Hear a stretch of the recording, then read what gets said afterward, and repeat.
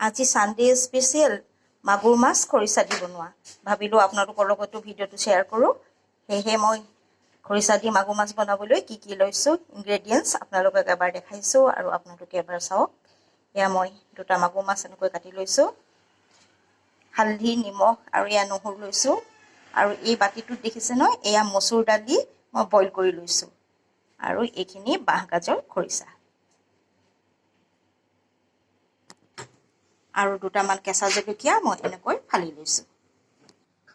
কেৰাহীটো পাতি তেল অলপমান গৰম হ'ব দিলোঁ আৰু এতিয়া মই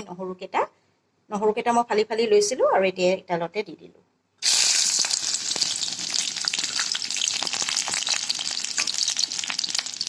আৰু নহৰুকেইটা অলপমান বাদামী কালাৰ অহাৰ লগে লগে মই তাতে হালধি নিমখখিনি দি দিলোঁ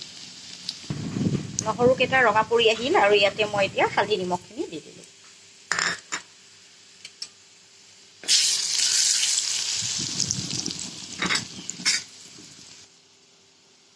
এতিয়া মই ইয়াতে খৰিচাখিনি দি দিম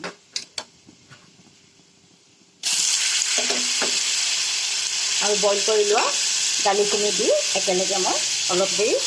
ভাজিম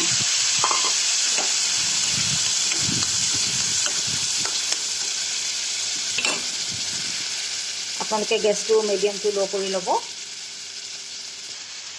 খৰিচা আৰু মচুৰ দালি ভাজা প্ৰায় হৈ গৈছে এতিয়া ইয়াতে মই মাছকেইডোখৰ দি দিম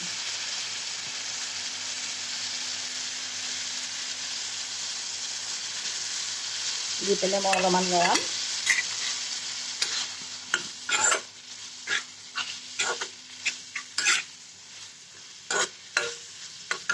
অলপ দেৰি লৰাই তাৰ পাছতে মই ইয়াতে গৰম পানী দি জোল কৰিম এতিয়া মই ইয়াতে কেঁচা জলকীয়া কেইটা দি দিলোঁ ফালি থৈছিলোঁ আৰু এতিয়া পানী প্ৰায় শুকাই আহিছে আৰু এতিয়া ইয়াতে মই গৰম পানী দিম জোলটো আপোনালোকে নিজৰ মতে খাব যোনে যিমান বেছি জোল খাই ভাল পায় খৰিচা দি বনোৱা মাগুৰ মাছৰ জোল ৰেডি হৈ গ'ল আপোনালোকে এনেকৈ বনাবচোন খাবলৈ অতি সুন্দৰ হয়